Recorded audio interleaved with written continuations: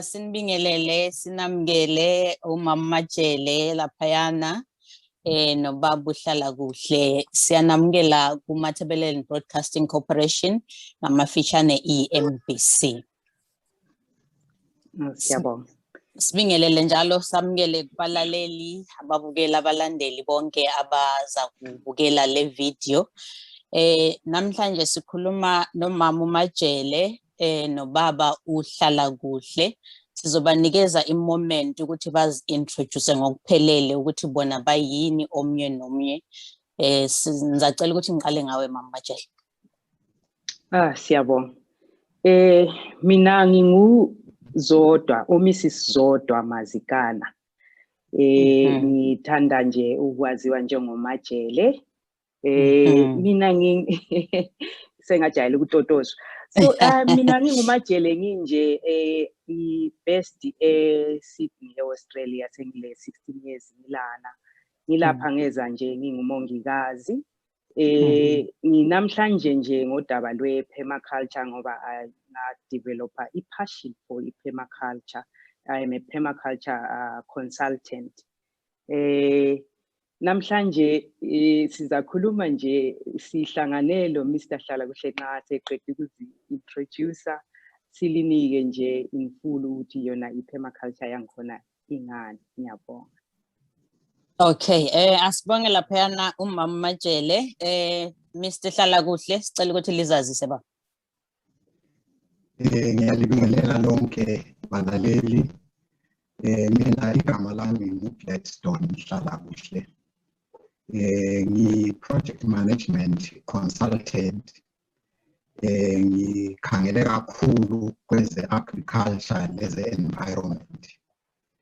Ngikhuluma namhlanje ngise-UK kodwa lapha imbali engihamba ngayo imbali engisukelayo eZimbabwe lapho ebengingumlimisi khona isikhathi eside for more than 20 years. Ngisebenzela ingatsha ezithize ezikahulumeni, agriculture departments, environment department. Njalo ngisebenze kakhulu nakuma NGOs, ngisebenzele i-European Union khona ekhaya eZimbabwe lapho overseer khona ama-poverty relation programs. Ngithe ngisuka lapho ngaba about 12 years again ngise-Swaziland ngihlanganisa le-South Africa i-12 years zonke part of the 12 years bengibele 6 years ngise-Swaziland ngaba lezi 6 years e-South Africa. International management development training consultant. Senza kakhulu umsebenzi we-project management training le-environment training. So lapha njengoba umama uMajele etshilo sihamba ngohlelo lwe-permaculture ukuzokwethula uhlelo lwe-permaculture njalo lokuthi siyethulele abantu bakithi ngokuthi i-permaculture projects zingamanejwa kanjani. So uba Hlalakuhle usehlangothini lwe-project management kulolu hlelo esihamba ngalo olwe-permaculture. Right. Asibonge laphayana ubaba Hlalakuhle oqeda ukuzitsho laphayana. Okhulumayo ke uSimingala esinaye njalo lapha ku-program yethu namhlanje uThulani Nkala. Simbone laphaya. Thulani Nkala sicela uvele.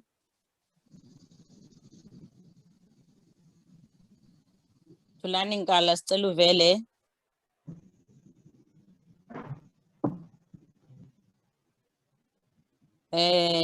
Right. uThulani Nkala nangiyana lapha uzama ukuvela. Right, sesimbonile kodwa asimuzwa ngoba uvalile audio yakhe. Right, mama Majele ngicela ukuthi ngiqale kuwe laphayana.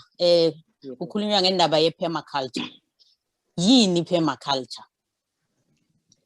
Ngiyabonga. I-permaculture ngingayithi by definition kahle ngisho kahle ukuthi ntoni ibala lakhona lichona. Ibala leli lathathelwa ku Latin, i-Latin njoba into eziningi sikhanya sasithathela amabizo kakhulu ku Latin. Lona ngeLatin lisitsho ukuthi permanence, to persist indefinitely. Uculture wankhona, ucultura wankhona, the practice that supports human occupation. Now, it's a persistent system that supports human existence. Any system that is in its lifetime can produce more energy than it takes to maintain it. Sustainable land use and sustainable living. Now, ngingakutsho nje imbali yakhona ukuthi khona kwaqala njani. Libala nje mhlawumbe ebantwini elingabe litsha, kodwa ke lona uhlelo lwe-permaculture ngasikhangela kudala indlela okhokho bethu singathi ababephila ngayo, inclose bemimika i-nature ngoba ngabantu ababe in connection le-nature, ababe le-understanding le-nature.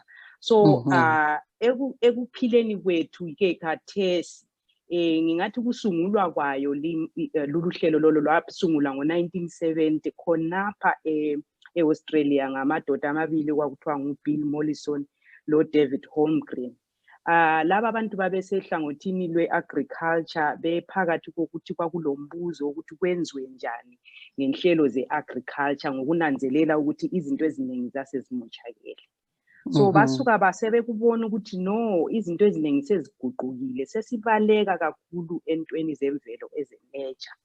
Basebenanzelela ukuthi nxa nginganika isilinganiso sokuthi ama-perennial plants, esithi ngama-perennial plants, izihlahla and long leaf plants, ukuthi why wona kwakukhanya why is it agriculture is dominated by ama-annual crops? Kodwa nxa sikhangela sikhangelisisa kuhle i-nature siyathola ukuthi nxa sikukhangela kulezinto ezikhanya zilasta kakhulu zingazange zaphanjaniswa, kodwa sithola okuningi. Nxa nganika umzekeliso nje wezihlahla zemvelo, izithelo lezi esizitholayo zisegangeni, sizananzelela ukuthi asitheleli, asiyenzi okuningi, kodwa zilokuthi ziyalasta for years and years.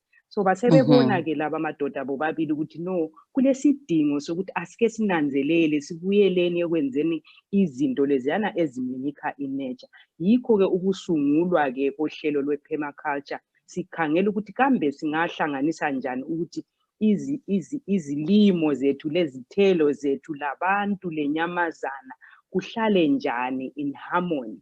Singakwenza kanjani ukuthi sibuyeleni ekuthi sigcineni umhlaba wethu kulokuthi sikhangele osokumoshakele, osoku-affect izinto ezinjenge-climate change, osokukhangela ukuthi sokulezinto ezinjengabo deforestation, into ezinjalo.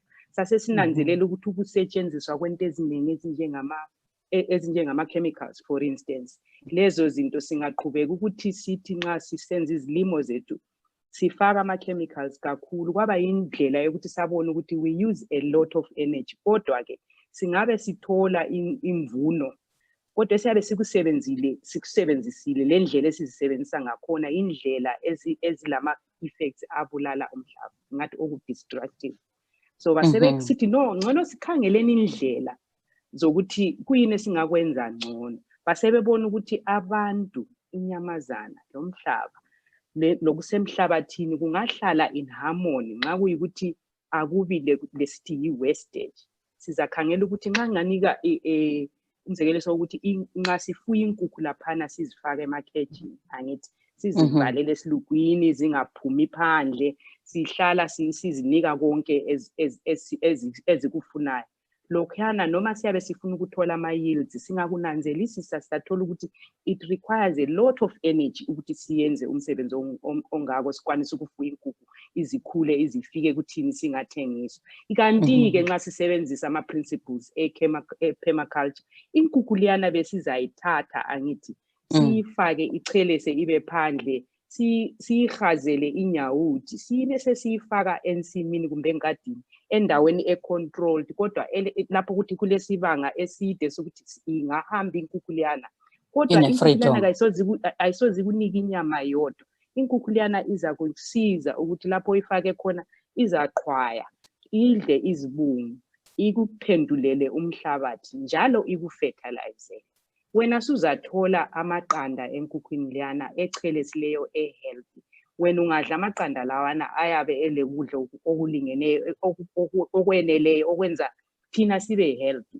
So lokhana kuyabe sokuyi complete system yokuthi awutholi okukodwa sokucomplementary. Ayisikho kokufuya ukuthi usebenze nzima. Wena ungazihambela utshone usenze eminye imisebenzi.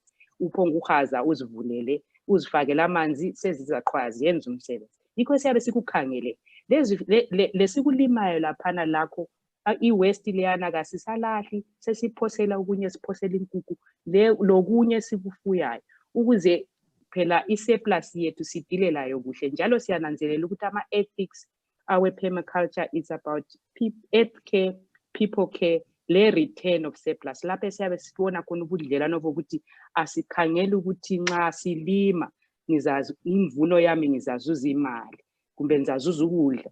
Simele sikhangele ukuthi ama-benefits angikhona ngawe health nxa sikhangela ama-yields ukuthi nxa ukulima lokho okulimayo kukunika yini ama-nutrients ayeneleyo ngokunye sikukhangelisayo esikuqakathekisayo.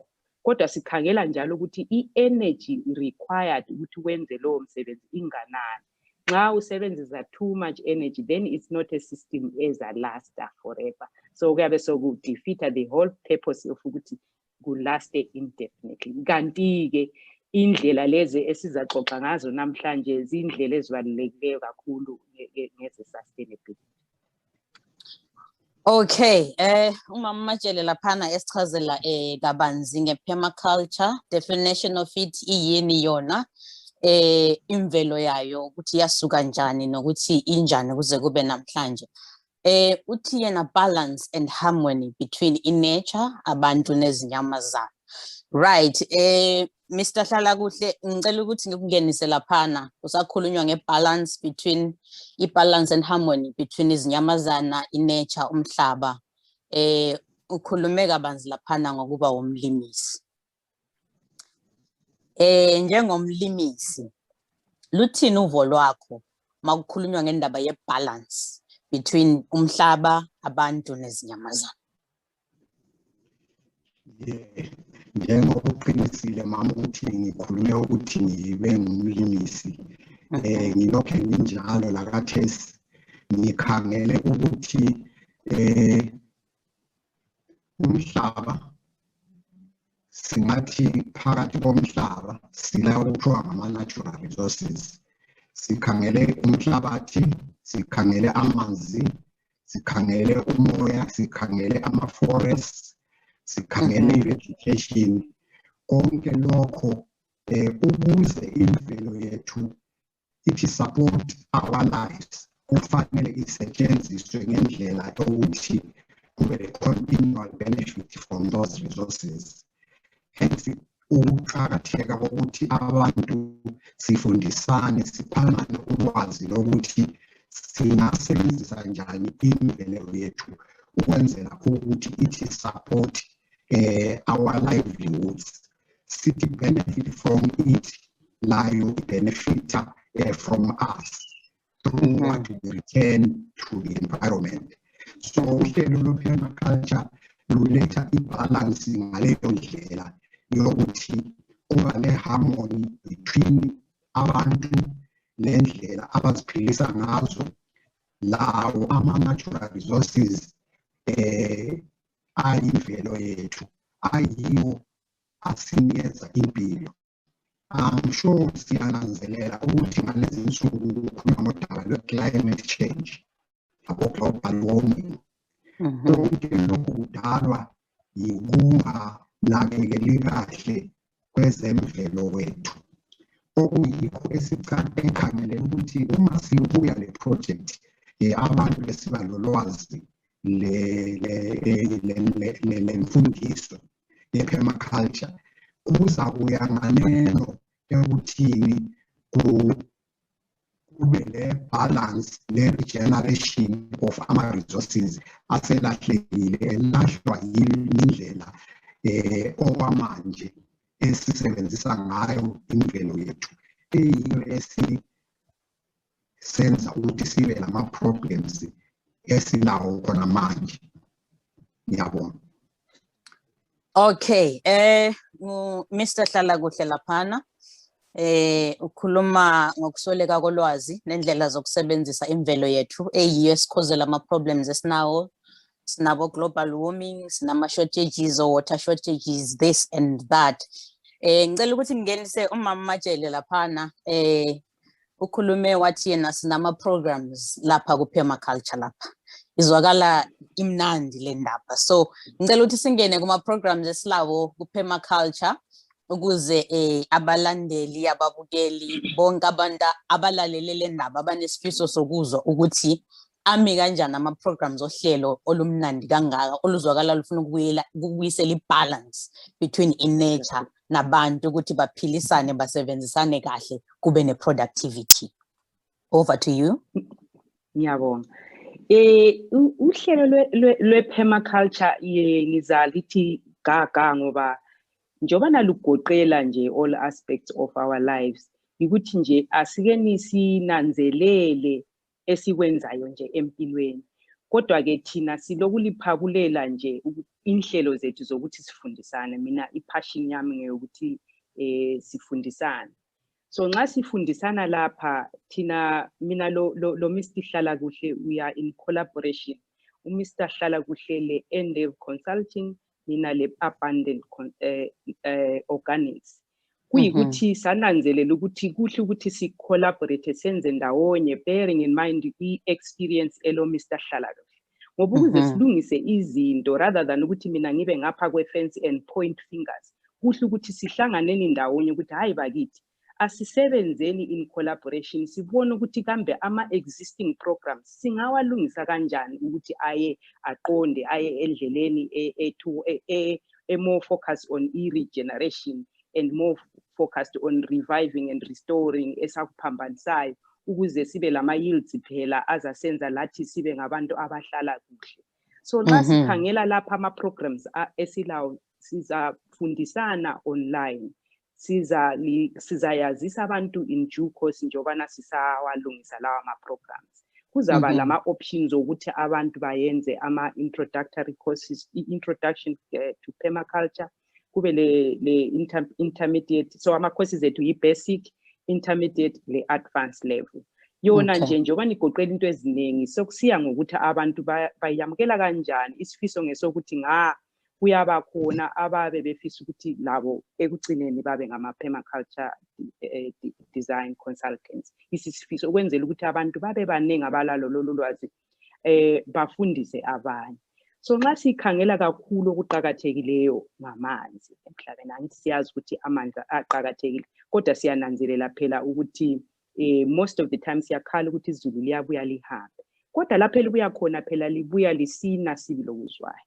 Nxa silolwazi lwe-permaculture siyabe sesifundisa ngendlela zokuharvesta amanzi lawana ukwenzela ukuthi kungabi le runoff, amanzi lana agcinwe ngumhlaba. Angithi khathesi sesilodaba olukhulu esilalo kobulawayo is dry, Mathebelele is dry. Siyabe abantu sesigebha ama-boreholes all over the place singananzeleli ukuthi lawo we will pay in the long run big time nxa singazange sakhangela indlela ezingcono ezokuthi si-harvest amanzi as opposed to ukuthi sibe sigebha everywhere. Ngoba selinanzelela bazalitshela abantu abaningi abagebhayo kulezi insuku ukuthi amanzi setholakala khatshana ngenxa yokuthi ama-water tables athi lokhu siba depleted. Kanti-ke singasebenzisa ulwazi esiluthola from i-permaculture, amanzi lawana we can harvest all over the place. Siyanelise to recharge ama-water tables ethu. Siyanelise ukuthi sibe lamanzi, izilimo zethu ziphile, lezifuyo zethu ziphile. Ngokunye kwalokho esikufundisayo, okunye njalo enkunanzelelayo ukuthi njobana amanzi eswelakala kangaka, kule nhlelo zethu futhi ezokufundisana esithi ngama-composting toilet. Ukwenzela ukuthi abanye bangakubona kuyingane seza composta kanjani, kodwa i-human waste can be composted. Kulokuthi sithela amanzi siflasha i-human waste liyana siyadesigna kuhle ama-toilets abe waterless. Kuyikuthi into njalo ezabuyela siyefaka ezihlahleni kube yi-full cycle. I-waste simanager kuhle i-waste yethu liyana kube into enhle kwi-environment ngezinye zezinto esiyabe sizifundisa among other things lokwakha nje ama-eco-friendly homes izinto ezingadingi ukuthi umuntu athi rob the bank ukuze akhe ukufundisana nje ukuthi kusiya ngokuthi ku-situation enjani ama-courses ethu ayilawana ukuthi ngawomuntu oku-rural urban noma ole-farm enkulu you can apply them sile ndlela eziningi lalaba abathi hayi mina kangilalandlu ngihlala maybe ngisemafletini kule ndlela ze-balcony planting so ngezinye zenhlelo lezo esiyabe siziyethula ku-permaculture course siyafundisa izinto eziningi kakhulu ngoba siyananzelela phela ukuthi nxa singasakhangelanga ukuthi how best can we do these things kodwa we will not be reinventing izinto eziningi it's just ukuthi sithi asike sikhangele esikwenzayo kadesi labantu abavele bekwenza sibese sithi how best can we do it in such a way that it is not harmful to the environment njalo kuyinto ezasinika ama-yields without using a lot of energy in it ngoba akula umuntu ongafuna ukusebenza gadalala ngithi sonke siyafuna ukuthi sithole indlela zokuthi the least effort I can put to get more yields that will be a smart way of doing things ngiyabona so sizakufundisana ukuthi singaze sasebenza gadalala kodwa sisebenza ngokukhalipha. Right. Ngikubamba umlomo laphana ngikuzwe usithi how best can we do it? How best can it be done? Right. Uthe izifundiso lezi zizabe zitholakala online njengoba nje sesiphila online kulezi nsuku. So benginombuzo laphana ukuthi asikho isikolo esi-physical anywhere in the world lapho likhona ubaba uhlala khona noma kobulawayo lapho lithinta khona. Is there a physical school abantu abangahamba kuyo or is just online lessons? Oh ngiyaxolisa hayi le physically ikhona Newton West lapho engeke ngaqamba khona lapho kule abundant organics ikho lapho siyabe senza khona ama face to face programs ngizachiyela Mr. Hlalakuhle agcwalise kwezinye indawo lapho esikwenza khona njalo. Okay, Mr. Hlalakuhle, Mama Jele uthutshela wena laphana usigcwalisele. So sicela ukuthi usigcwalisele sizwe kabanzi ngalenda. Yabonga, ukugcwalisa kami kuzaba ngizaqala ukuthi ngikubeke ngendlela yokuthi kanti vele thina sikhuluma nge-permaculture ukuthi kwenziweni injongo kuyini ngoba abalaleli bangabala imibuzo naleyo lapha sikhangela ukuthi abalaleli nxa bengathola lolu lwazi kabasebenze akwenziwe akube nama-solutions on the ground and ama-solutions are only possible ngokuthi nxa abantu bethola ulwazi abayenze ama-projects awe-permaculture and besenza ama-project e-permaculture bazadinga ukuthi basapotwe ngendlela zokuthi ama-projects la bangawenza ngayiphi indlela so sizaba lawo ama-courses njengoba umamethilo amanye a-online amanye azaba physical a-physical sile ndawo esiba khona lapho ukuthi sorry sile ndawo lapho esisebenza khona physically engingathi thina sile memorandum of understanding le-Lupane State University i-Center for Continuing Education yabo sincedisana lawo ngama-community projects so we provide ama-services our project management lamanye esiza nawo siluhlelo njalo siqembu lwe-NDV kuyikhampani engiyimeleyo so physically some of the courses ama-classroom environment courses will be held at Lupane State University njalo ama-practical aza kuba khona kobulawayo Newton West siza kuba futhi lamanye ama-practicals in the farming environment sile-plus eNyamandlovu lapho esizenza khona ama-practical sessions sile ndawo njalo rural setting will be rural district council silapho esiza kuba khona again exposure to abantu abadinga ukuthi bangenza njani ama-projects abo permaculture. Ngamafitshane sile urban area, in an urban area, physical, practical area, inclusion waste, farming area, we've got a farm eNyamandlovu. Communal area, we have got indawo eNyakhi, ewubi rural district council area. Right, asibonge uMr. Hlalakuhle laphana sinikeza ulwazi olujulileyo ngama practical physical lessons nokuthi indawo zakhona zitholakalaphi. Kuzwakala kuhlelekile konke okushodayo ngabantu nguZulu ukuthi abuye abe ingxenye yalezi inhlelo. Right, usuke waphendula umbuzo wami lapha okulandela ngoba bengisafuna ukuthi kwethulwe ama programs bese ngibuza ukuthi ethulwe nje ama programs ethulelwani, injongo ithini ngawo ama programs lawa kubantu. Kodwa ke usuvele wawuphendula ke sesizawudlula bese ngisithi mina abantu abaningi sikhuluma sinje siku diaspora, abanye basemazweni ahlukeneyo phakathi komhlaba njengoba nje sigcwele umhlaba wonke. Manje umuntu ongekho koBulawayo angazibuza ukuthi yena angaphatheka kanjani kulezi inhlelo ze-permaculture in a practical way, in terms of ukuthi uma efuna uku-experience the practical side of it, kodwa engekho koBulawayo kwamanye amazona le amaningi esiphila kuwo njengoba sisemazweni. Angaphatheka kanjani yena, angaxhumana njani ne-permaculture nama-programs ayo ukuthi naye abe ingxenye yalezi nhlelo? Mama Jele. Siyabonga kakhulu. Ngokuchitheka kwethu sizananzelela ukuthi kunjalo nje iningi lethu silawa ama-devices amafoni lawa esiwaphethe ezandleni. Yizo indlela ukuba restricted lokhu nge-COVID yiko kwasivula ingqondo ukuthi sibone ukuthi noma mina ngangihleli lapha ngiparticipate kuma-community gardens ngifundisa abantu balapha, ngangihlala ngichiseka ngisithi ngizakuya kulungisa ngingabuyela ekhaya. Kodwa kusiyenze saba more connected kathesi, sathola ukuthi ngendaba yokuthi sasingasakwanisi ukutravela sabona ukuthi khathi kulula kangaka ukuthi sonkeni sibambane, sokulama Zoom, sokulendlela eziningi zokuthi sibambane. So akusoze kukhathaze ukuthi umuntu ungaphi komhlaba, as long as umuntu ekwanisa ukuba senelisa ukuba le device, kulula ukuthi sithintane kule consultancy service as well, oyabe efuna ukuthi mina ngiloku yisiqinjanyana kwami lapha engxenye ngingayenza i-basic course, kumbe omunye ngakudingi lokho ngibhizi kakhulu mina lokho ke course kwenelisi, ngifuna nje ukuthi ngithi do the journey, ngiyenze unginike either i-consultancy, one off consultancy, kumbe nxa ufuna ke ukumanagelwa i-project yakho depending on ukuthi wenzani.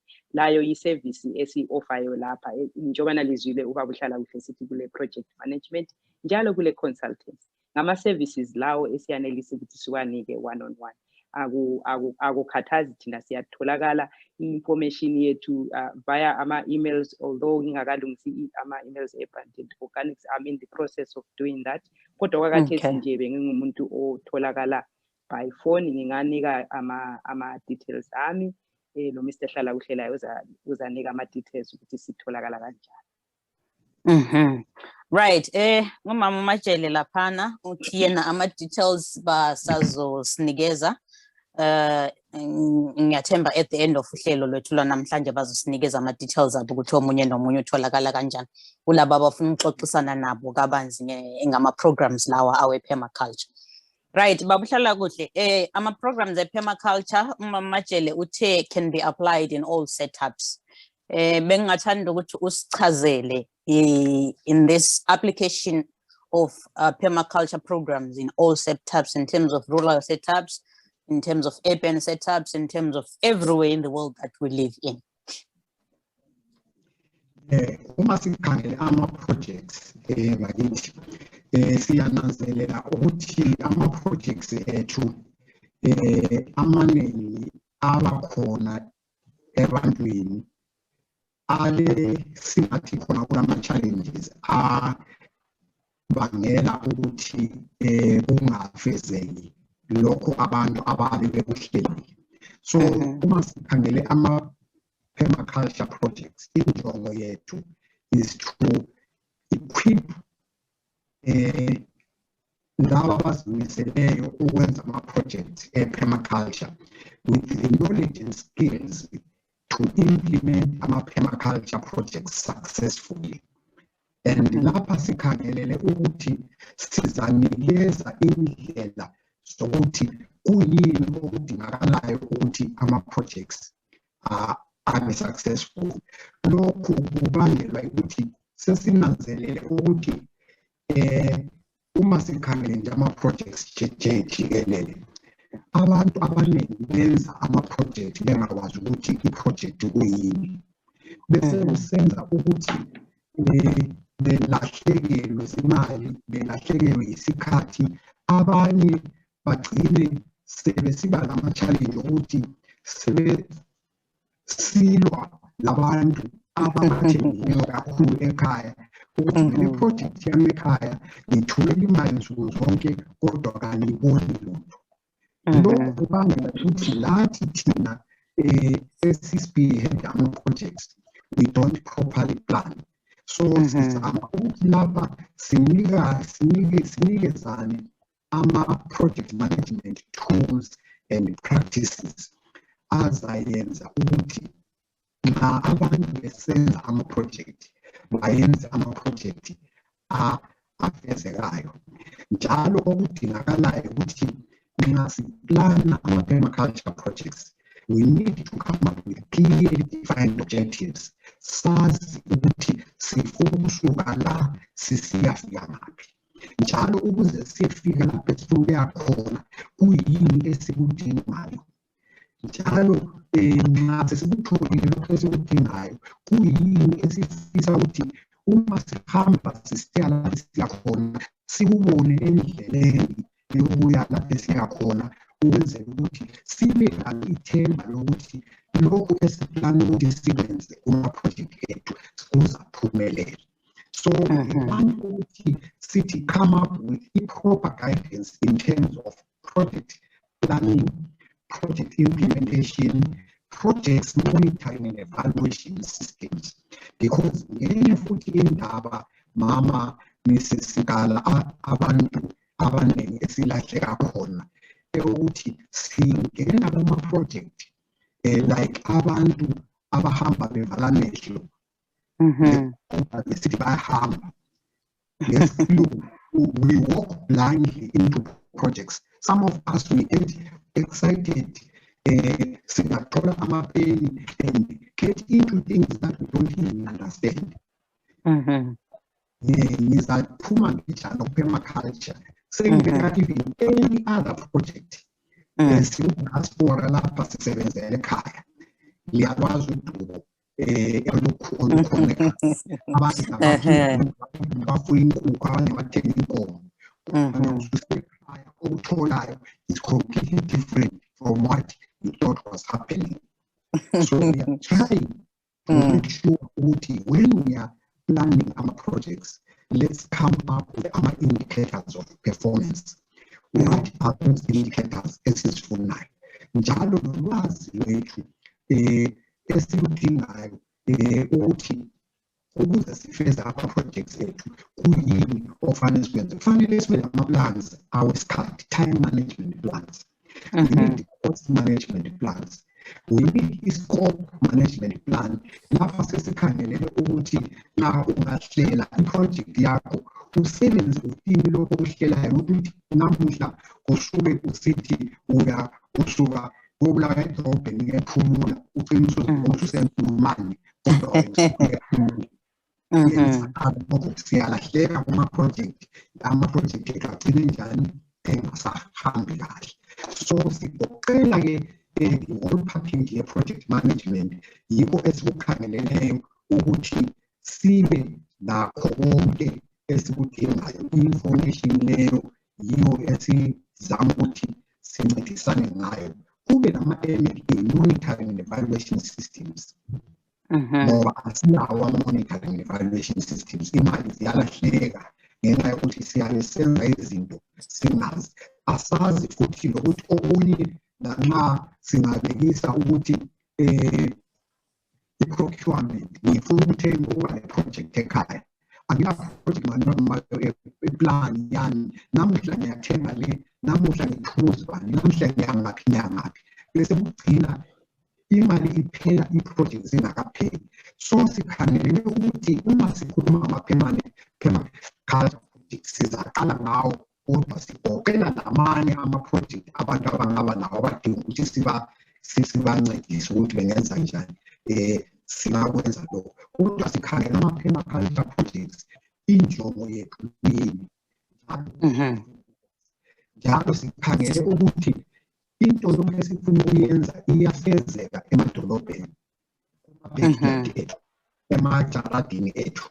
Angithi akukhethile kumbe uhlala elokishini oleyadi encane kumbe emasabhabha kumbe kuphi, kodwa leyo ndawo yakho khona even emaflatini edrobheni i-permaculture ungayi-aplya ukuthi ube nembida yakho, ube lokho okudingakalayo ukuthi ukuthole.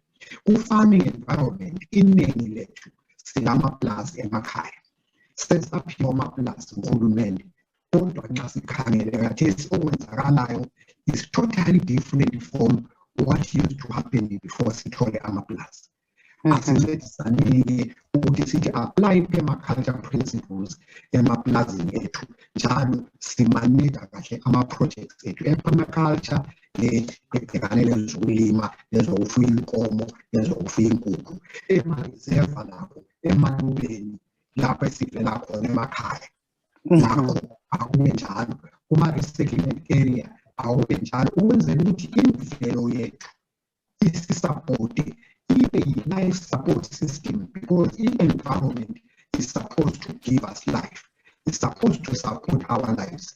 Hence, we need to have information to interact with the environmental resources sustainably so that we benefit from those resources. So, ikoloko esizamuthi sicebisane, lokwakha izindlu sizakha within the environment, lokufuya inkomo sikwenza within the environment, ukulima sikwenza, everything that we do as people is a project. So sikhangelele khonokho-ke ukuthi sincedisane in that regard. Ngiyabonga. Right, ngubaba Hlalakuhle esethulela kabanzi laphana ngama-projects we-permaculture, indlela abantu abanga-aplya ngayo kuma-situations abo lapha abahleli khona. Uloku ungazwakali kahle kancane, I think mhlawumbe i-network lapha khona noma i-connection yakhe, i-sound yakhe ingathi ayizwakali kahle, kodwa information ayinikayo yona inohlonzi ngempela. Uthi yena akekho umuntu ongakhala ngokuthi ngisemadorobheni, akekho umuntu ongakhala ngokuthi ngisemakhaya, akekho umuntu ongakhala ngokuthi anginayo mina indawo ethe xaxa lapho mhlawumbe ngingalima noma ngenza okuthile khona. Uthi lapho khona wena ama-permaculture projects uyakwazi ukuthi wa-aplye uphume ne-result ethile endaweni okuyo. Right, Mama Jele laphana ngicela ukuthi ngibuze kuwe namba abantu base-abroad esithi thina kuse-diaspora, abekho koBulawayo, abekho emaplazini wabo, njengoba Hlalakuhle sithi abantu banamaplazi, banendawo zokulima, banani. Umuntu sengathi ngiyayizwa le ndaba and I'm taking interest kuyona. Inkinga-ke mina ngise-England noma inkinga-ke ngise-Australia. Mase ngifundile ngalezi zinto, mina ngihlali eplazini lami, angihlali koBulawayo. Ngizokwenze njani ukuthi mhlawumbe laba abagcine lapho, ngoba esikhathini esiningi abantu banabantu abasemizini yabo emakhaya, angabuza ukuthi ngingenza njani ukuthi ulwazi esengilitholile mina ngiluthi transfer kulaba abaku-ground ukuthi kube ne-productivity khona. Ungathini ngale indaba? Ngiyabonga. Siyabonga kakhulu. Ngiyananzelela ukuthi angazi nxa lilandelela ku-Facebook. I'm sure abantu abaningi bayeza lapha ku-Facebook. Kule page lapho kuthiwa no place like home, Matebele and Greetings. Abantu abaningi laphana batshengisa ukuthi balesifiso sokuphindela emakhaya. Ngithi abantu abaningi balabantu ekhaya ababakhangelela imizi yabo. So kuyabe kukuhle ukuthi not only ukuthi sithumele imali zokuthi abantu basigcinele kumbe basenzele izinto, okuqhakathekileyo ukuthi kube lolwazi in part kuwe wena othumelayo kumbe kuwe wena ole connection labantu abakukhangelela izinto zakho ekhaya, kumele kube le basic information. Mina I think ukuthi kuqhakathekile ukuthi abantu bathole at least some basic level of information. Oyabe njalo efisa ukuthi abe le little bit of idea yokuthi kwenzakalani. Angeza ngile page mina okuthiwa yi Let's Talk Permaculture Mathebelele. Abantu bangeza bakhululekile ukuthi baze kulelo page, siyaxoxa, siyaba lama interviews, siyabe sinikana amacebo kulokho. Njalo siyabe sibika lokuthi amakhosi azaba nini kuleyo ndawo. Ngiyananzelela ukuthi abantu abaningi siyathola isikhathi sokungena ku Facebook. Ngenye le ndlela lapho esinganikana ngayo amacebo ukuthi abantu babone ukuthi kulezinye izinto ezenzakalayo. Umuntu enxa yakade engananzelela ukuthi noma unokuyikona kwakho kulento eziningi ongaziyenza. Mina ngiyathi okufaka ekitchen lakho kumele kube yinto wena ozilimela yona. Asikho akula excuse noma umuntu esengland noma ukuyiphi weather. I believe ukuthi okungama herbs lokho anothanda ukufaka esitshebeni. Would rather ube nguwe ozifakele emagabheni akho, ube nguwe ozilimela khona. But okudingakalayo lulwazi lokuthi how do I apply it in different weathers. Lokho yikho thina esikwaziyo thina be-permaculture siyanika amacebo ngezinye zendlela. Siyabe sifaka nje okungama short videos, but umuntu nxa edinga ukuthi abe kwazi more information, indlela zikhona. Ngilakho ukuthinteka mina ku WhatsApp, njalo okwanisa ukuthi angene ku Facebook, uzanithola nginguzodwa Jele ku Facebook. Ngalibuya ku page yena le ngichileyo Let's Talk Permaculture Mathebelele. Ngezinye zendlela zokuthi kutholakale ulwazi olu specific to permaculture. So wherever you are, nansi indawo ngizalinika njalo le numbers WhatsApp yami +61 i-code yalapha e-Australia 0417 165 651. Yikho lapho embambeka khona by WhatsApp laba abafisa ukuthi ke sinikana amacebo. Kodwa ke linanzelela ukuthi kule consultancy yebo kambe singaxoxa for a few minutes, but linanzelele phela ukuthi abantu bangaba baningi nyabe engasayenelisi lami. So singanikana nje i-general information, ngilicebisa ukuthi where can you get a specific information ezintweni, but linanzelele phela ukuthi kule consultancy service. And then labo abaye befuna ukuthi bayenza ama projects abo njalo balakho ukuthi bona laba abasemakhaya nxa belamafoni bekwanisa ukuthi baba sponsor. It would be ideal ukuthi labo babe le basic permaculture knowledge ngase sirana ama courses. Sizazisa abantu in due course ukuthi ama face to face courses lawa esiwakhulumileyo akade echasiswa ngobakuhlala ukuthi siwarana nini. Sizabe sikhuthaza njalo abantu nxa bengeza kulawo ma page.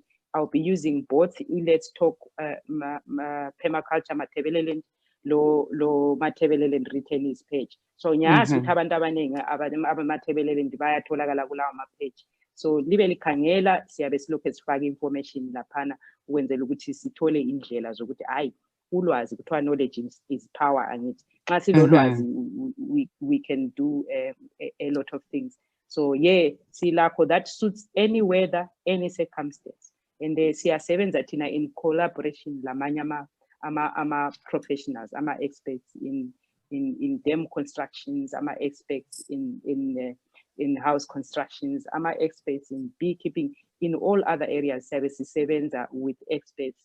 Siya consulta labo kokunye sikwenelisayo siyazenzela njalo. But siyabe sifuna ukuthi sikhuphe into ekhanyayo, yikho nje sisebenza in collaboration in a lot of things. Wenzela ukuthi sipointe abantu in the right direction, ungaze sala abantu bekhala ngoba abantu siyazi iningi abantu abaku diaspora balama similar stories okuhlala bekhala. Angaze ngihlangane lo muntu mina uthi hayi mina smooth sailing, mina yonke into engiyenzayo ngingathi kangaze ngikhale. Sonke singani silembali efanayo yokukhala ngokuthi ngathi ubani wami ngenzela ukuthi kumbe ngacela uzibani ukuthi ayenze kumbe engage a professional wahamba akusahamba ngendlela engangikhangele.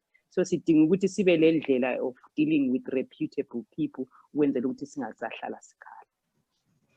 Right, asibonge mama Jele laphana. Engizakucela kuwe manje ukuthi in the moment ubuqoqa ama information on ukuthi abantu i-consultancies bangazithola kuphi, wena self bangakuthola kuphi, okuthile ngaba ngama-phone number, ngaba ngama-physical address, kungaba yini ofuna ukuyishare nomphakathi ukuthi abantu bekwazi ukuthi mabefuna ukuthi baxhumane nani ngendaba ze-permaculture, ama-programs akhona nokushare ulwazi laphana lixoxisana bangalithola kanjani.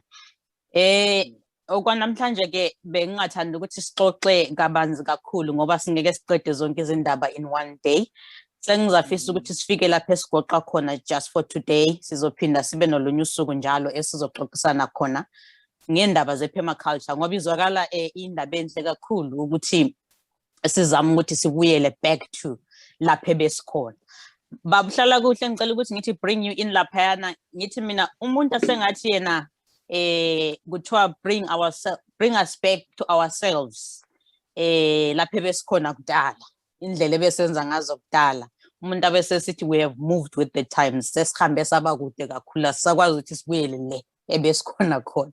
So ungathini ke wena ngendaba le masilokho esikhuluma ngeharmony between nature, indawo abantu abahleli kuzo, abantu nezinyamazana, ukuthi we have moved with the times sila namhlanje, kodwa nikhuluma ngendaba yokuthi you are bringing things back to where they were ukuthi zibe more productive. Umuntu mayengathi we can't go back, we have moved forward, ungathini ke wena? Lelo liqiniso, kodwa into esikhangelelo bakithi ukuthi for us or for one to decide on the next course of action around what is happening around them, they need to establish the status quo or the situation that they are in. Sinangazelela, the development that is prevailing at the moment is very unsustainable. It's causing a lot of environmental hazards. It's causing a lot of health hazards. It's also causing a lot of challenges in terms of sound decision making about the way forward. Kusenziwa nama negative impacts of the way we are carrying out our development interventions. Kubangelwa okunye, kubangelwa imikhuhlane, okunye kubangelwa ukugugudeka komhlabathi, okunye kathesi sikhuluma nge-climate change, izulu alisani ngendlela ebelisina ngalo. Sokulama-global warming, sokulama-floods, izinto ebezingenzakali endulo ngenxa yokuthi ama-interactions ama-human beings with the environment before, they were not as deadly as what is prevailing. And also khathesi ukudla esikudlayo okuningi kubangela imikhuhlane eminingi kakhulu ngenxa yokuthi nama-chemicals afakwayo ekudleni, ama-fertilizers uma sikhangele thina abalimi, lamanye ama-chemicals afakwayo to prepare the foods that we eat. Ngizabelisa lokhu ekuthini ngithemba ulwazi luvele likhona njalo information ikhona ukuthi abantu bekadeni babephila ngcono. They used to be much more healthier than thina esiphila namhlanje. Bebelempilo ende than impilo esiphilayo. Imikhuhlane esiyibonayo kathesi endulo ilingekho xa sisizwa ngabadala. Mina ngithe ngikhula kithi eNyathi bekulamaadamu abengapheli amanzi, bekulezi ziba, bekule ndawo ezithi lanxa inkomo kuthiwa zidla khona zihlala zinjalo, umhlaba ungagugudeki. Manje ungahamba kulezo ndawo, it's a completely different situation. Amadamu agcwele chebe izulu lingaze line njani. Khathesi singaze sizama ukuthi silime njani, inhlabathi yethu has been eroded, i-soil fertility isifile, ibulawa zindlela esilima ngazo. practices, and so forth and so forth. So lapha ngizama ukuthi thina asikhangeleni i-situation esikuyo ama-challenges bese sicompare nalapho ebesikhona kudala. Sesikhangela futhi ukuthi siphila thina namhlanje. We should take into account that the environmental resources ezisinika impilo namhlanje are the same resources that should provide a livelihood to our future generations. Singazikhangeleli thina esiphila namhlanje, asikhangeleni ukuthi mina uma ngidabula kithi enyathi abantu abami bazaphila kuleyo mvelo engiphila kiyo namuhla, kodwa mina ngingasebenzisa indawo leyo in a way that damages i-ecosystems lezo. Abantu abethu bazathi sebesithi bazama ukulima kulezo ndawo bengatholi lutho ngoba kuyabe kungasela mhlaba, umhlaba usukhona. Sithi mina asizame ukuthi sibuyele sikhangele emuva, sibisele that productivity. Permaculture will improve, regenerate ecosystems to the productive capacity of our resources to where they were. We may not get there totally, but we are looking at gradually getting there or applying our measures which show there is need to improve our environment and the situation in which we are. Yes, ma'am. Right. Ubaba Hlalakuhle laphana uthi yena moving forward at a speed without any balance between in nature nabantu, lokho kuzokhoza ukuthi ama future generations avela ngasabi ngisho nendawo yokutshala ngisho amatamatisi nje ukuthi abe nezithelo babone ukuthi hayi besitshalile sivunile. So uthi yena basically it is important for us to look forward as we are going forward, but to look back and try to strike a balance between going forward and yesterday, ukuthi izinto bezimi kanjani nokuthi singakwenza kanjani ukuthi even if we don't get there completely, but gradually somewhere there we strike some form and some sort of a balance. Right, asibonge laphana ngibuyele kuwe Mama Jele laphana. Bengithe mina sicela imininingwane yokuthi singa i-permaculture itholakala kanjani, i-abundant organics itholakala kanjani, imininingwane yokuthi singathintana nawe kanjani directly singabantu that have taken interest into this subject, or singathintana kanjani nama consultancies lapho kumele ukuthi abantu baye khona and consult and get more information ku social media kuphi nakuphi, sicela ukuthi direct khona. Okay, ngizacela lingincedise babuhlala kuhle nge-email ngoba i-email esiyisebenzisayo okwamanje nge-Endev Consulting. Ngizacela sitshela abalaleli nge-Endev Consulting, then mina senginika the rest ngoba i-main email esiyisebenzisayo okwamanje. All right, Endev Consulting bengiyeqe purposely ngoba bengifuna ukuthi mase ngibela kubaba Hlalakuhle bese ngithi asinikeze imininingwane ye-Endev Consulting. Yeah.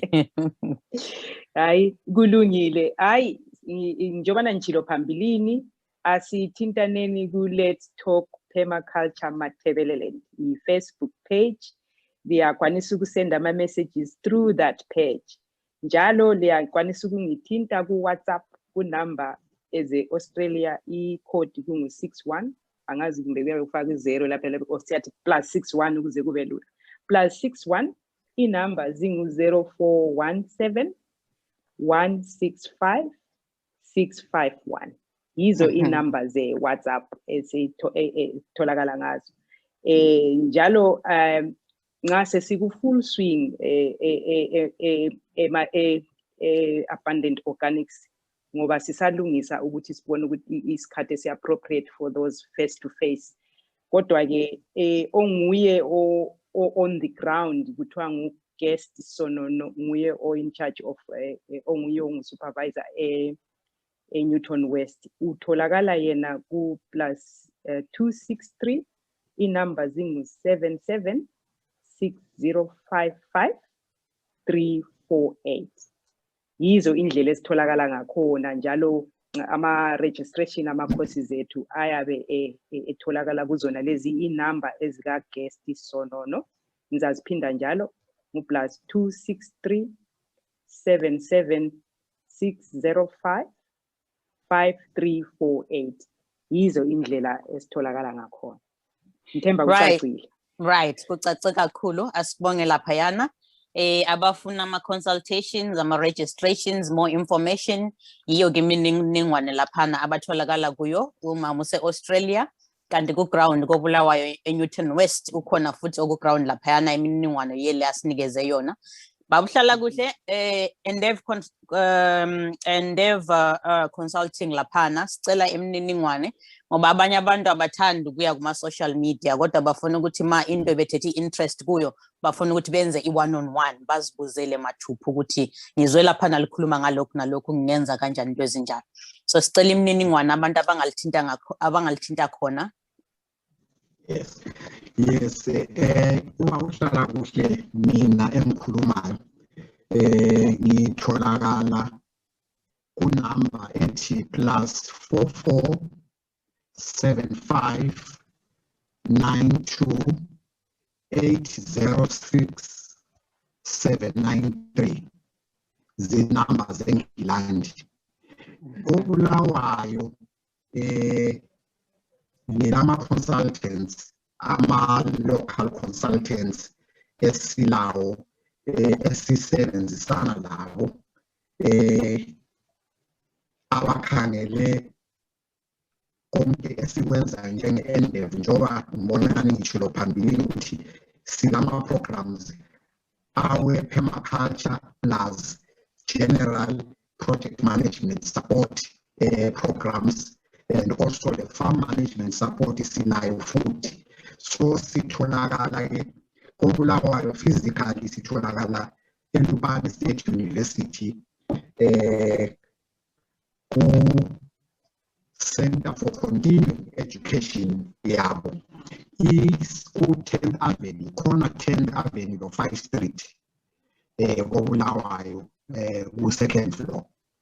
Linga abangidingayo khona phana baya ku-registry bangafika ku-registry kulo baba okuthiwa nguMtala nguye esisebenza laye onguye ongaba layo information yethu yonke esingabe singaphathisana ngayo sikoBulawayo.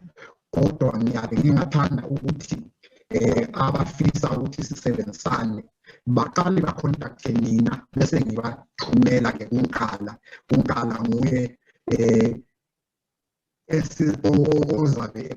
ozabe coordinator ama-projects ethu khona phana eLupane State University. Kodwa njengoba ngishilo phambilini si-create i-employment kuma-retired consultants awe-environment abe-agriculture. So sine-pool of consultants esisebenza lawo kodwa i-coordination iseLupane State University. I-email address ithi yona info@endevconsulting.co.uk. info@endevconsulting.co.uk i-email address yethu. So siyatholakala lapha engikhona manje e-UK, siyatholakala koBulawayo kodwa i-coordination yonke about what we are doing ekhaya isiyenza from here for now, although sile endawo esisebenzela khona koBulawayo njengoba ngishilo phambilini. Ngiyabonga. Right, asibonge imininingwane laphana ephuma kuba kuhlala kuhle nge-Endeavor Consulting ukuthi abanesifiso abafuna ukwazi more information ngalezi zinto bangabathinta kanjani, bangakhulumisana nabo kanjani, bangaxhumana nabo kanjani. Right, asibonge laphana ingxoxo yethu yanamhlanje besingathandanga nje yona ukuthi ibe ende kakhulu because it's an introduction into i-permaculture nalama programs nalezi zinto zonke ezenzakalayo. Abanesifiso abathintekileyo abafisa ukwazi abanembuzo you can continue buza imibuzo yenu ku-comment section. Imibuzo yenu sizoyidlulisela kuba Hlalakuhle nomama Majele, esizophinda sibaphendukise bazoziphendulela ke imibuzo yenu. Abanye ningabaqonda ngqo ngoba nansi imininingwane bayinikezile ukuthi ungabathola kuphi nakuphi. So onembuzo nesifiso sokwazi more information ungabathinta bona personally directly, or ungachiya comment ku-comment section lana. Masibona ama-comments wenu sizawadlulisela kuwo, siphinde sibabuyise njalo bazophendula imibuzo evelileyo from lokhu ebesixoxisana ngakho namhlanje. I'm sure kwabanye abantu i-permaculture is very new, bazwa ngayo namhlanje. Kwabanye they've been following it, abanye they've been part of it for some time. So bonke abantu labo asihlanganeni, sitholane ku-comment section, abanye sitholakale ku-direct contacts lezi abasinikeze zona. Right, in less than 2 minutes, omnye nomnye ngicela ama-closing remarks. Siqala kuwe Mama Majele laphayana, sizogcina kuwe Baba Hlalakuhle laphayana. Siyabonga kakhulu Mrs Ngala ngokusiletha kuhlelo. Sithi nanku umsebenzi badala lentsha asibambeni ndawonye. Mina ngingakutsho nje ngamafitshane ukuthi isizwe esicabangayo isizwe esisuthiwe. So mina, my passion is to see us creating food forests, going back, not ukuthi sesiya ku Stone Age, but ukuthi lapho hamba khona nje akutshengise nje ukuthi hey kuyaphilwa la, kuyasuthwa. And mbona ngani abantu siyaba more creative njalo sicabanga ngcono nxa sisuthi. Not only ukusutha nje ngakho konke nje okungaqedakaliyo, but ukusutha ngokudla oku-nutrient dense. That is my passion, ukubona sibuyela back to creating those food forests. And yinto engibona nxa singathola ulwazi olupheleleyo lapha ku-permaculture sizakwenza nje ngeminyaka emilutshwane nje siyabe sesilungisile. Njalo engingalilimukisa khona ukuthi i-permaculture it's a very patient practice, very patient. Lo yabe ufuna ukuthi asathole something in 2 months, I think uyabulahlekile nxa ubuya ku-permaculture ngoba it's a practice elokubekezela. I-nature as we know it iyabekezela. Akula ukuthi sizayenza jahile. Nxa ufuna ama-quick fix, uyabulahlekile nxa ubuya ku-permaculture ngoba thina sifuna izinto ezile-longevity, ezilasta indefinitely. So nxa ufuna into elasta indefinitely, kayifuni ngokuchintsha, ifuna sikwenze ngesikhathi. Hayi ngamafitshane yikho lokho engitshela khona. Right, no quick fixes laphana, no shortcuts ukuthi sithole i-longevity. Usho kanjalo Mama Majele. Baba Hlalakuhle. Bawethu, into esikhuluma ngayo lapha intuthuko ngeyethu sonke. Njalo uma sikhuluma ngama-projects asikhangelanga uba Hlalakuhle kumbe uba umama Majele, sikhangele ukuthi into yethu sonke ngoba wonke umuntu ano i-other kule project ayenzayo. Njalo asingalahli imali, asenzeni izinto, sidinga ulwazi, sibe ngabantu labana ababa lentshutshuma yokudinga ulwazi kuyo yonke into esiyenzayo. Njalo sikhangele ukuthi in everything that we do together. In project management, in abantu stakeholders, and stakeholders are cross-cutting. Every field, we engineer or whatever field you may be in, you are part and parcel of the project. And ngoba lana sisakha mina kathesi ngizamdinga architect, ngizamdinga architect, all of us are participating in this. We are all in key players in whatever development esikhuluma ngayo. Awusetshenzwe bakithi bantu bemandebeleni asingasebenzeli emuva, asizameni ukuthi lokhu ekufikayo lithi sikuthatheleni phezulu.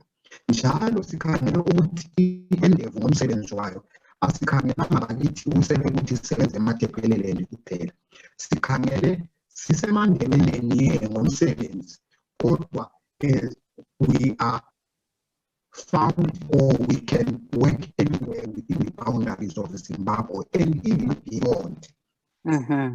ngoba i-development inama-spillover effects both locally, provincially, nationally, and globally.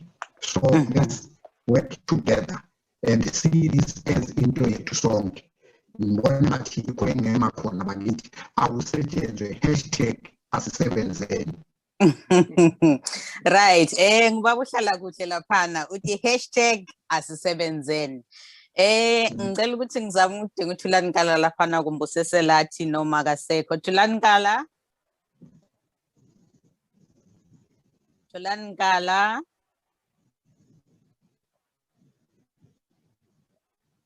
Simboni uThulanikala. Okungenani ke sizavala uhlelo lwethu namhlanje.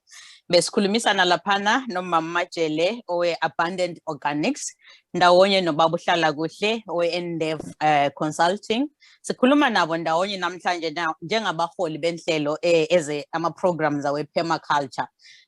Besethulela thina uZulu ukuthi Permaculture le iyini, inhlelo zakhona engathi ama programs akhona ame kanjani, nokuthi abantu bangathintana nabo kanjani, ukuthi kuxoxiswane ngalezi inhlelo, kuxoxiswane ngama applications akhona, ngama trainings akhona, izifundo physically and online, ukuthi lingabathola kanjani into ezifana nalezo. Okhulumayo ke benguSimi Ngala emele iMBC, iMatabeleland Broadcasting Corporation. Siyabonga kakhulu isikhathi senu Mam Jele nobaba Hlalakuhle namhlanje ukuthi libuye lisethulele lezi zindaba ngalezi inhlelo ezizwakala zizinhle kangaka. Let's hope in the very near future sizophinda futhi sikwazi ukuthi sixoxisane kabanzi sijula singena kokunye ngalama programs nalezi inhlelo ukuze abantu bakwazi kabanzi kangcono njalo futhi ngalezi inhlelo. Okwanamhlanje sigoqelana sizobuya sikhulume njalo maduzane kwelizayo. Siyabonga. Thank you. Thank you, bye. Thank you, bye.